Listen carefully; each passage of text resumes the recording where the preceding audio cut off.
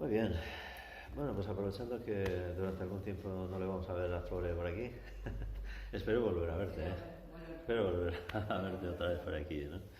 Pues, y aprovechando también que justo hoy empezamos en la clase de meditación de los miércoles a la noche, pues un tema nuevo. Bueno, nuevo es un decir, porque es tan antiguo como el mundo el tema. Y el texto que vamos a ir leyendo y explicando, pues otro tanto también, pero es la primera vez que vamos a compartir este trabajo en estas clases, ¿no? Y bueno, pues aprovechando una cosa y la otra, que si quieres puedes venir a la noche también a clase, ¿eh? Ay, suele ser tan difícil venir los miércoles. Bueno, pues hoy vamos a empezar con una obra nueva que es el Sudha Raya Yoga, de la Escuela de Meditación Sudha Dharma Mandalam. Y aprovechando que vamos a empezar con eso precisamente, pues la explicación que os voy a hacer ahora es una síntesis que os vendrá bien también a los que habéis empezado hace poco con estas cosas. Tener una idea clara de por dónde va el trabajo de la meditación y cómo esa escuela iniciática que es el Sudha Bandhana enseña esto a las personas que quieren ir aprendiendo y que quieren ir desarrollando, que por cierto en Argentina también tienes miembros del Sudha Bandhana y no te costará mucho tampoco ponerte en contacto con gente de Chile, que ahora es la que más mueve todas estas cosas por allí. De hecho, incluso cuando anuncié que iba a dar este trabajo en clase, que anunciamos igual que por WhatsApp, pues en Facebook y en todo esto, me felicitaron desde Chile, decir, oye, que los dioses te bendigan y te acompañen en el trabajo que vas a empezar. Y yo, bueno, parece que llegan hasta allá las cosas que hacemos aquí. Entonces, pues bueno, aprovecharemos para explicar un poquito todas estas cosas, ¿no? Primero, el nombre del trabajo que os proponemos y por qué la experiencia meditativa que compartimos y que tratamos de enseñar, de que las personas que venís aquí vayáis aprendiendo y participando de ello, se llama así, ¿no? El otro día, cuando estuvimos hablando de la Ashtanga Yoga, explicábamos cómo el Raya Yoga es el conjunto o la síntesis de los tres caminos o las tres vías a través de las cuales podemos alcanzar la realización, ¿sí? Hay un proceso, que es ese proceso de 8 pasos que propone el Ashtanga Yoga, que tiene que irse desarrollando independientemente del camino que uno quiera desarrollar según sus características personales o su forma de ser. Pues se tendrá que desarrollar el camino de la acción, que es el Karma Yoga, el camino de la devoción, que es el Bhakti Yoga, o el camino del conocimiento, que es el Jnana Yoga. Pero por cualquiera de ellas que vayas, según las tendencias que cada uno tengamos, ¿no? Llegará un momento en el que tendrá que sumar las otras dos, tendrá que hacer síntesis y construir el cuarto camino, el Raya Yoga. El Raya Yoga es la suma de el camino de la acción, el camino de la devoción y el camino del conocimiento. Es la suma de todo, es la suma de todo. ¿Y por qué Sudha Raya Yoga? Pues porque con ese camino trascendemos la individualidad y la separatividad en la que normalmente nos ubicamos y vivimos la experiencia de la vida. Estoy yo, estás tú, está el otro, está el mundo, están los demás, etcétera, ¿sí? Vivimos con esa conciencia de separatividad que es muy útil para la vida cotidiana, ¿sí? Si tienes que ir al baño tienes que ir a ese pasillo, si tienes que salir a la calle tienes que ir por aquella puerta, ¿sí? Esa conciencia de separatividad la que es muy útil para nuestro día a día. Pero en las relaciones personales y sobre todo en la comprensión del mundo y de la existencia, la separatividad genera tensión, conflicto, enfrentamiento, sufrimiento, mucho sufrimiento. Si yo os acabo de poner por WhatsApp una cuña que acabo de cogerlo del Facebook, sobre ese profesor de filosofía argentino, Melí. Bueno, es catalán, pero o no sé si no es argentino y la serie está hecha en Cataluña. Merlí Argentina es como aparece en Facebook este hombre, ¿sí? Él es profesor de filosofía en un instituto, entonces habla con los chavales, les hace pensar, le dice, ya tendréis el resto de las asignaturas para que vayáis como animalitos por ahí, aquí se viene a pensar. Aquí se viene a pensar. Entonces hacía referencia en esta cuña que puse hoy de cómo la gente perseguimos la felicidad en cosas o en experiencias o en relaciones o en lo que sea, ¿sí? Cuando la felicidad lo que tantas y tantas veces nos ha dicho nuestro maestro Madhava, ¿no? No consiste en otra cosa más que en quitar el sufrimiento de tu vida. Es como las nubes y el sol.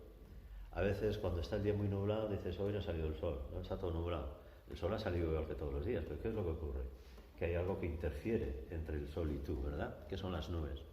Pues la felicidad está ya siempre en nosotros, siempre. Pero hay interferencias a veces. ¿Cuál es la interferencia? El sufrimiento. Quitas el sufrimiento y ¿qué es lo que queda? Felicidad. No la euforia, que es lo que muchas veces la gente persigue, equivocadamente, ¿sí? Porque ¿qué es lo que ocurre con la euforia? Que cuanto más subes, más grande es la caída. Sí, más grande es el golpe que te das luego con la realidad, ¿no? Del día a día. Entonces, una serena felicidad es lo que tenemos que tratar de encontrar, ¿no? Entonces, bueno, pues con esa trascendencia de la individualidad vamos construyendo y conquistando esa serena felicidad, ¿sí? Por eso lo del Sudha Raya Yoga, como sistema de meditación que nos lleva a una existencia plena y equilibrada, a una serena felicidad con la que vives las experiencias de la vida, no a la euforia, insisto, no a la euforia, porque eso no es lo mejor que uno puede experimentar. Que está bien que en un momento dado, pues oye, eches cohetes, vale, muy bien, pero no te entusiasmes tanto, no te creas tanto las cosas, ¿sí? Vete aplacándote. Entonces, este sistema de meditación que nos enseña el Sudha Dharma Mandalam tiene tres partes bien diferenciadas. Una es la idea que nos tiene que sostener en el proceso hacia la meditación. Esa idea es precisamente lo que apuntábamos ahora. Casi siempre vivimos en la separatividad, en la individualidad. De ahí viene también la posesividad, la violencia, la agresividad, el abuso, todas esas cosas, ¿sí? Entonces, la primera idea con la que tenemos que irnos familiarizando, que tenemos que ir desarrollando, tenemos que ir haciéndolo nuestro y aprender a vivir desde ahí la experiencia de la vida, es la de la unidad de todas las cosas y de todos los seres. Eso que en algunos sitios se llama fraternidad universal, pero que abarca todo cuanto existe, no solamente las personas, sino las personas, la naturaleza, los animales, el universo, todo cuanto existe. Pero claro, si estamos instalados en la separatividad, vivimos desde y para la separatividad y vivimos con esa tensión que produce el hecho de ver cosas que te gustan, el hecho de ver cosas que no te gustan, y claro, lo que te gusta aquí es hacer lo tuyo, y lo que no te gusta aquí es que se quite del medio, y eso genera mucho conflicto, mucho enfrentamiento, mucho dolor, mucho sufrimiento entre las personas, ¿sí? Muchos abusos, agresividad y mucho malestar, ¿no? Entonces, ¿cómo hacemos posible que de ese estado de separatividad y de esa idea sesgada, ¿no? de partición o de ver las cosas por partes, cómo llegamos a la conciencia de unidad? ¿Cómo somos capaces de ver todo como una misma cosa? Bueno, pues ahí tenemos que empeñarnos en tres cosas diferentes. Uno es el conocimiento. Nos han dado un conocimiento que nos lleva a la separatividad y por lo tanto tenemos que adquirir otro conocimiento que nos facilite acercarnos a la unidad de las cosas, a la conciencia de unidad, ¿sí? Conocimiento. A ese conocimiento se le llama el Yoga Brahma Vidya, que es el conocimiento sintético o el conocimiento que nos permite tener conciencia de unidad de todo cuanto existe. Yoga Brahma Vidya, ¿sí? Pero con el conocimiento no es suficiente. Tú puedes tener muchas cosas en la cabeza, pero luego a la hora de hacer no funciona. No funciona, ¿sí? Entonces, ¿qué es lo que tienes que hacer? Pues algo muy importante. Primero, la instrucción directa por parte de alguien que ha realizado, que por lo menos tenga bien claro y sepa muy bien cómo poder transmitir esta idea de la conciencia de unidad a las personas que quieran acercarse a esta experiencia, ¿sí? La instrucción directa por parte de los maestros. Y dos, la compañía de los dasas. Los dasas son... dasa significa servidor, la persona que sirve, ¿sí? Pero ¿de qué tiene que servir? Porque servir, todo el mundo sirve, aunque sea para dar mal ejemplo. Aunque sea para darnos cuenta de lo que no queremos hacer, o no. ¿Cuántas veces me digo, no, yo eso no quiero para nada? Sí, bueno, pues ya te está sirviendo para darte cuenta de lo que no quieres hacer en tu vida, ¿no? Lo cual es importante. Un dasa es el que te da ejemplo. Es el que te sirve a ti de referencia para, tratando de hacer las cosas como hace esa persona, ir acercándote a esa conciencia de unidad de todas las cosas y de todos los seres. Porque una cosa es la idea, el conocimiento, y otra cosa es darte cuenta de esa realidad, conciencia de unidad. Son dos cosas diferentes. Una es la idea o el pensamiento y otra cosa es la percepción, el sentido de que todo eso es así, ¿no? Entonces, estas tres cosas para desarrollar esa idea de bhavana o de conciencia de unidad de todas las cosas y de todos los seres. Estas tres cosas, vuelvo a repetir. Yoga Brahma Vidya, conocimiento sintético de lo absoluto. La instrucción directa, maestro-discípulo, y la compañía de los dasas, que te sirvan de referencia, que te acompañen, que te apoyen o que te sirvan también para levantarte cuando tropiezas y ves que has vuelto a cometer el mismo error que siempre, etcétera. ¿O no pasa eso, Eva? ¿No tropiezas en la misma piedra nunca, ¿verdad? 50 veces. Pero ya me levanto. Ya, bueno, pues a veces viene bien que te ayuden. O que te pongan una silla para apoyarte y poder levantarte más fácil, ¿sí? Entonces, esos son los dasas, los que te acompañan en el camino, ¿sí? Y hacen más fácil esa comprensión de la unidad de todas las cosas y de todos los seres, ¿sí? Luego os hago un esquema en la pizarra, para que os queréis. Si queréis echar una foto también podéis quedaroslo para repasar de vez. Bueno, sí, esto es así, ¿no? Entonces, ese conocimiento del bhavana, ¿no? Esa conciencia, ese conocimiento que se tiene que convertir en conciencia de unidad. Pero claro, solo con el conocimiento y con la instrucción y el ejemplo no es suficiente. Uno tiene que hacer cosas para que ese conocimiento se precipite, se convierte en algo vivencial, en algo que tú vives, ¿no? Hacer cosas. Karma. Karma es acción. Entonces, ¿qué cosas tienes que hacer? Dos cosas muy importantes: pranayama y mantras. Pero pranayama no solo los ejercicios de respiración que estamos acostumbrados a hacer en clase habitualmente, no solo eso, sino acordaros de esa ley universal que dice que la energía sigue al pensamiento. Por lo tanto, ¿cómo hacemos pranayama con el pensamiento? Pues modificando la forma de pensar de tu mente. Para eso necesitamos el conocimiento del que antes hemos hablado, para que tu mente piense de otra forma y dirija la energía de otra forma diferente. Haces pranayama mental o pranayama sutil, que se llama, ¿sí? Hay tres clases de pranayama. Prakriti pranayama, que haces con el cuerpo haciendo asanas, con la respiración haciendo los ejercicios de pranayama que solemos decir, ¿sí? Y con la alimentación y con el contacto con la naturaleza. Ese es Prakriti pranayama o pranayama material. Después está el pranayama sutil, el que se hace con la mente, ¿sí? Que es el que estamos proponiendo ahora, que es el Atmiya pranayama. ¿Por qué se llama Atmiya pranayama?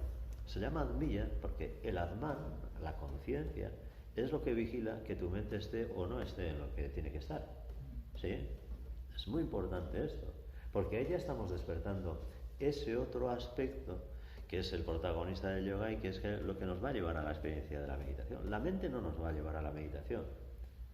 La mente tendrá que hacer su trabajo para que nos permita que ocurra la experiencia de la meditación, pero es la conciencia la que vive la experiencia de la meditación.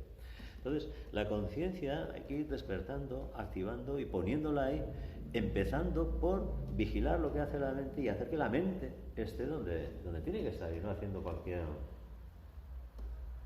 tontería. Que la mente hace muchas tonterías. No sé la vuestra, pero la mía, joder, a de cada una. Entonces, Atmiya pranayama, ¿sí? Hay otro pranayama también, que es el Sudha pranayama, que ya se hace con la conciencia, ¿sí? Pero ya eso es otro nivel de práctica. En lugar de que la conciencia esté enfocada hacia abajo, hacia el mundo fenoménico, hacia la personalidad, entre ellos lo que hemos dicho ahora, de vigilar a la mente y tener la mente donde la quieres tener y no dejar que las emociones lo distraigan, etcétera, etcétera, ¿sí? Esa conciencia que en un momento dado se vuelve hacia lo superior, hacia lo trascendente y se reabsorbe en sí misma. la conciencia haciéndose consciente de su propia existencia, ¿sí? Ese es el Sudha Pranayama. Pero claro, para eso primero hay que pasar por el otro. ¿Sí? Esto es un camino progresivo, vas poco a poco, vas trabajando, pues como con los videojuegos, ¿no? Cuando tienes suficientes puntos pasas a la siguiente pantalla, ¿sí? O no juegues a videojuegos. ¿No juegues a videojuegos? Hay que jugar a videojuegos, hombre, entonces seguro que sí. ¿No? Ya no. ¿Ya eres mayor para jugar? A mí me gustaba mucho el Tetris. Venga. Joder, adicto al Tetris. Bueno, pues todo esto que estamos describiendo en el proceso de la meditación, pues es también un poco así, ¿no? Vas trabajando a un nivel, vas trabajando, vas dominando, vas consiguiendo en ese nivel estabilizarte y manejarte ahí hasta que pasas al siguiente nivel, etcétera, ¿no? Bueno, pues todo esto es así, ¿no? Entonces, pranayama, que ya veis que no solamente es respirar, es hacer otras cosas también. Y mantras. ¿Por qué los mantras? ¿Por qué son tan importantes los mantras? Pues porque son pura energía contenida en forma de sonido que tienen la capacidad de modificar el funcionamiento de la energía en nosotros. Y estamos hablando de ir cambiando el funcionamiento de la energía en nosotros. ¿Qué mejor herramienta que los mantras para eso? ¿Qué mejor herramienta que los mantras para eso? ¿Sí? Entonces, aprender los mantras, ir profundizando en el significado de los mantras, porque con los mantras no podemos, al principio es suficiente con eso, ¿no? Pero deberíamos ir a más. Todo el mundo pregunta, ¿y qué significa este mantra que hemos cantado hoy? Y bueno, pues literalmente es esto, pero la literalidad del significado de un mantra no es nada. No es nada. Si tú no profundizas en los conceptos que implica el utilizar ese mantra y el significado, el concepto del significado de ese mantra, del significado literal, no tienes nada. Sigues no teniendo nada.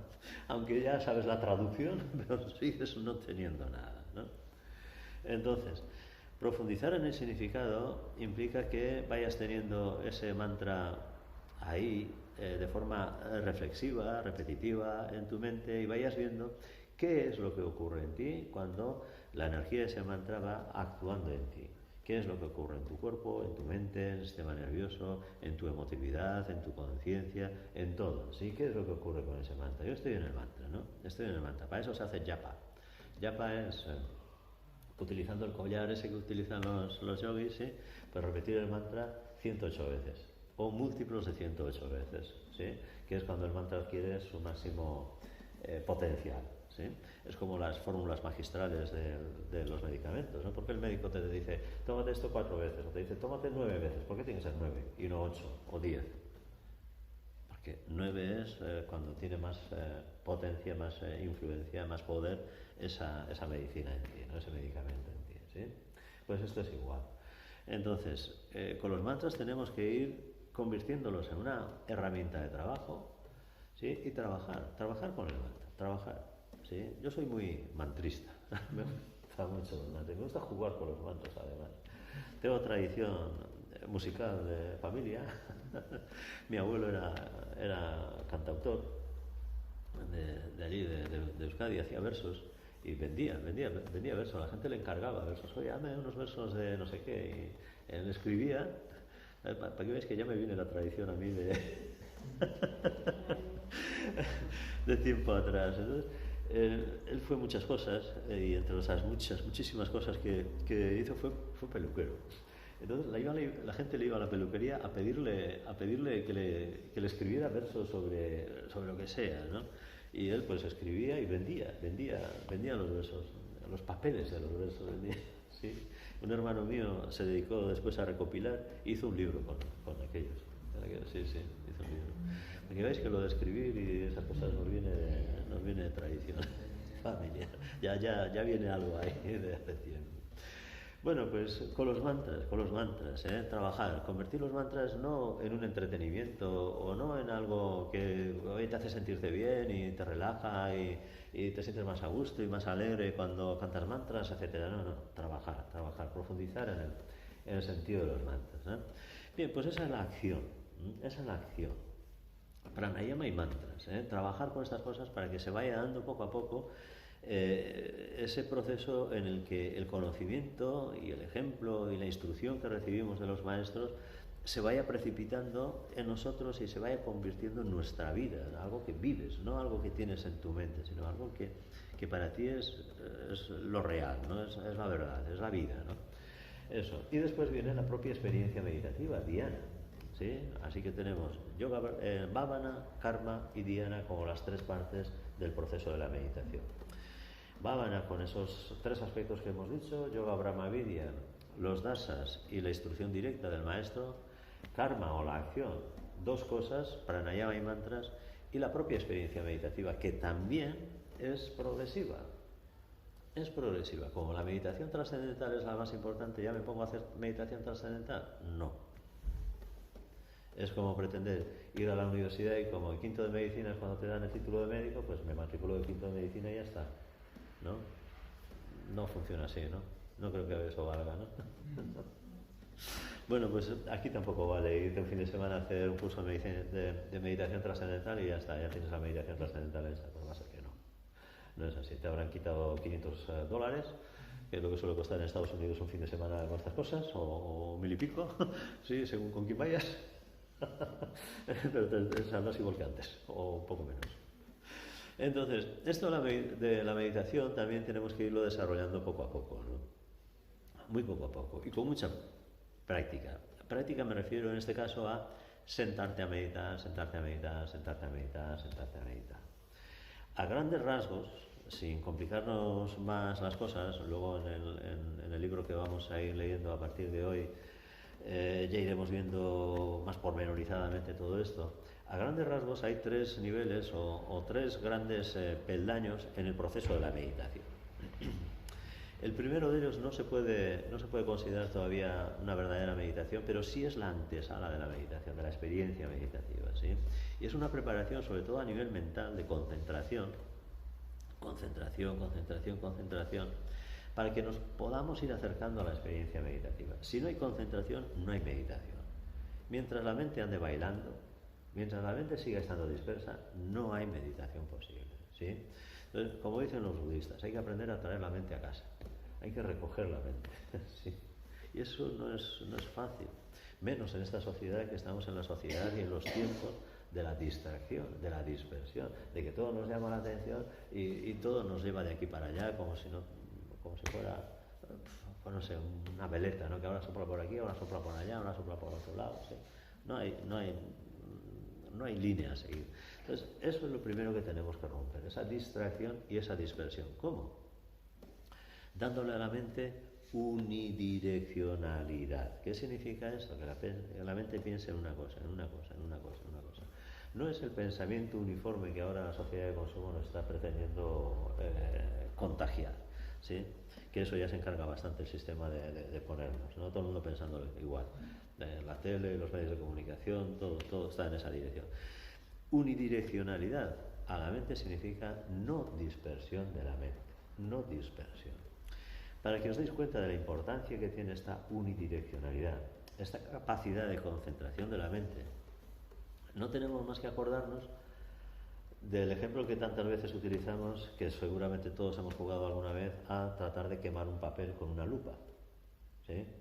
Tú concentras los rayos del sol que caben en una lupa en un solo punto, ¿y qué ocurre ahí? ¡Bum! Sale fuego, ¿sí? Ese es el poder de la concentración. Ese es el poder de la concentración. En la dispersión no pasa nada.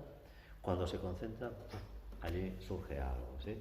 Entonces, tenemos que, con esa conciencia que ya se va poniendo a dirigir y a mandar a la mente lo que tiene que hacer, concentrar la mente y ser capaz de mantener la mente concentrada cada vez más tiempo, cada vez más tiempo, cada vez más tiempo. ¿Sí? Que nada te perturbe, que nada te distraiga, que nada te saque de tu punto de concentración.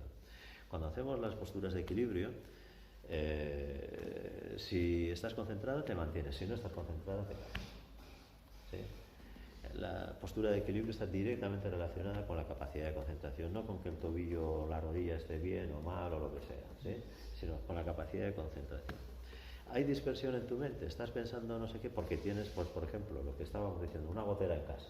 que tienes en averiado el fregadero o lo que sea, si estás pensando, tengo que llamarle al fontanero, ¿y cuánto me va a costar? ¿Y cuánto tiempo me va a estar ahí corriendo el fontanero en casa, que está todo hecho un Cristo? Porque cuando entra un obrero en casa, olvídate, tienes tu casa hecha una porquería, ¿sí? Entonces, imposible concentrarte, ¿sí? Entonces, tenemos que irnos acostumbrando, como decía antes, a recoger la mente, a concentrar la mente, a tener la mente en casa, ¿no? Dirigir con tu conciencia la mente donde tiene que estar y tenerla ahí, ¿sí? Entonces, esa es la primera parte de la sentada de meditación. Cuando nos sentamos a meditar, primero tenemos que aprender a concentrar la mente. Eso se llama Saguna Dhyana, la meditación con forma. ¿Por qué lo de la meditación con forma? Pues porque utilizas una forma para concentrar la mente y tenerla ahí.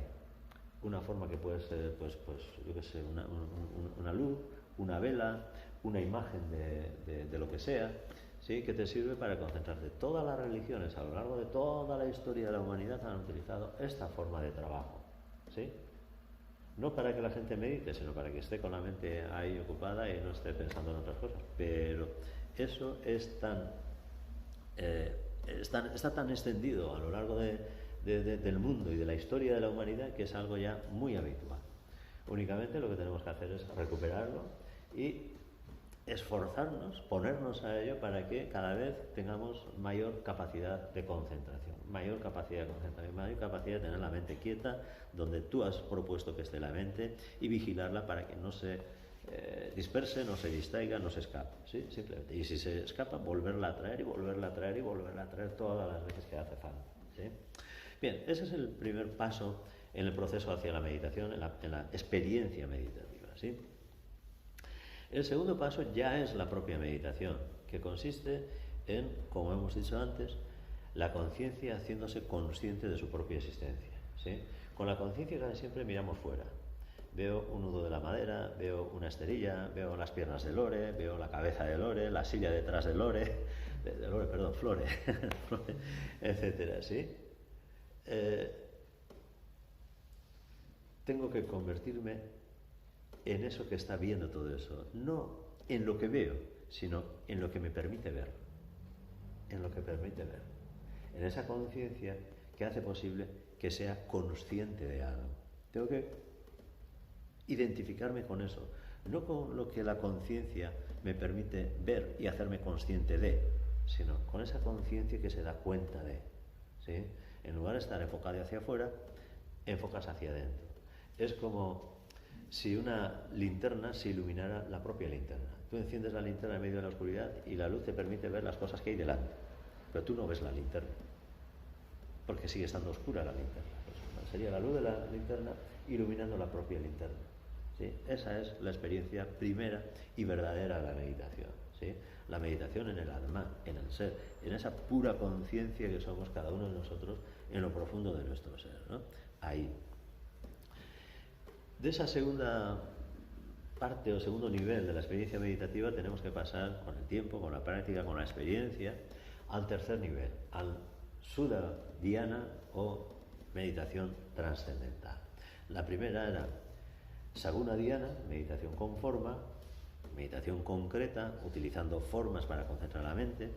La segunda, ya la mente está concentrada y trascendida, no hay pensamiento, no hay juicio, no hay características o atributos ningunos de esa conciencia que está ahí observando.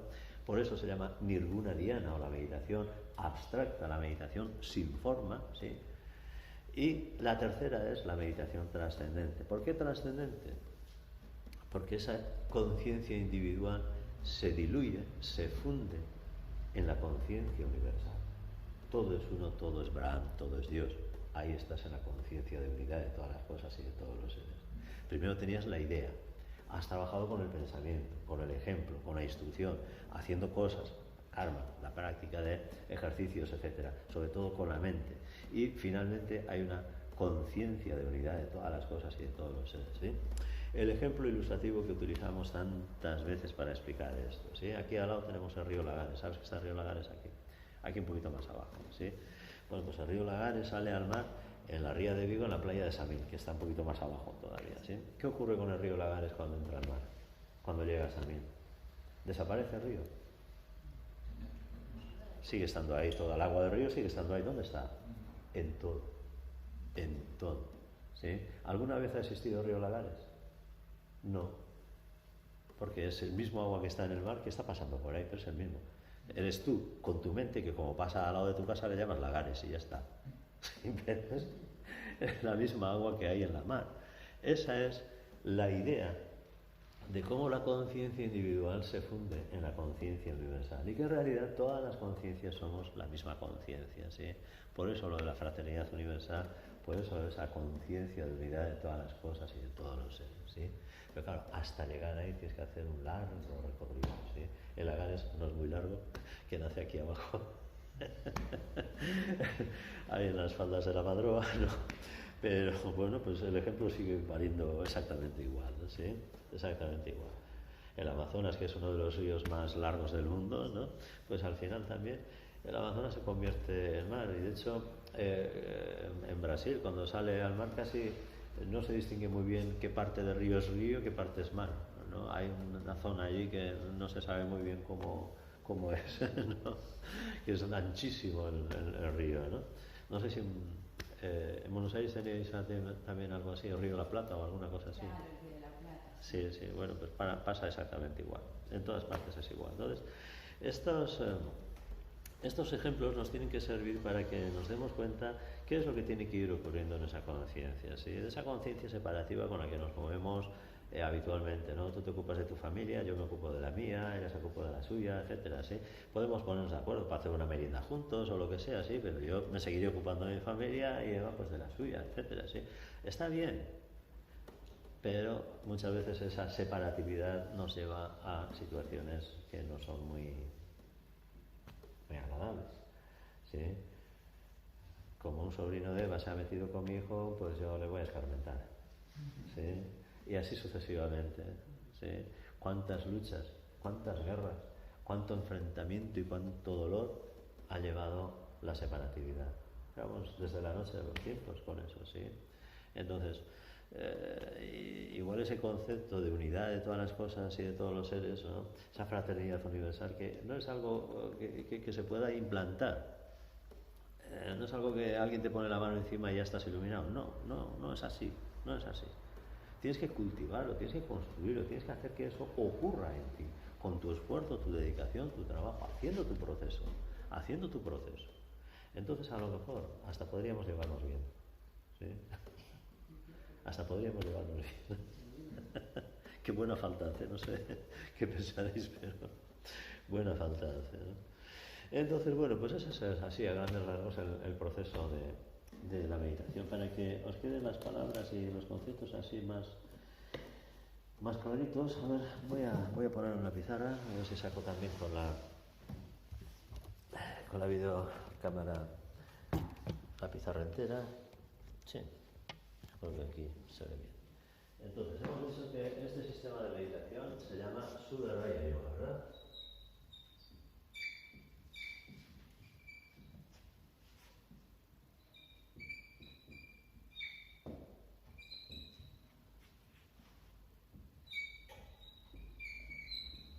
Y esto tiene tres partes.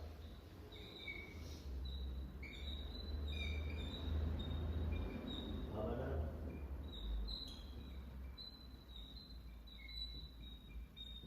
karma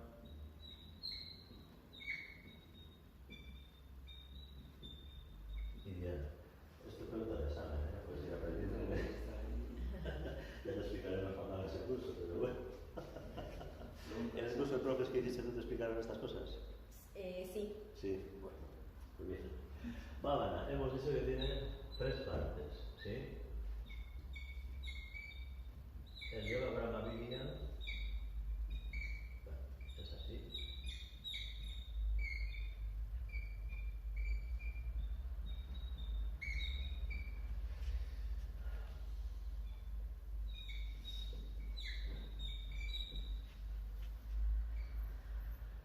La instrucción directa,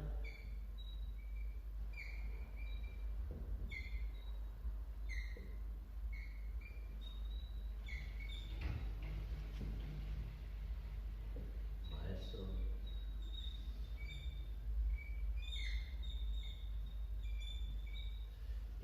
dasas, la compañía de los dasas. Karma también hemos dicho que tiene dos aspectos. Uno era pranayama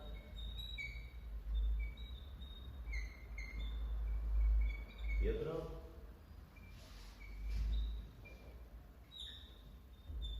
los mantras. Y dhyana, que también hemos dividido en tres partes, ¿verdad? Que eran Samuna dhyana, Nirguna dhyana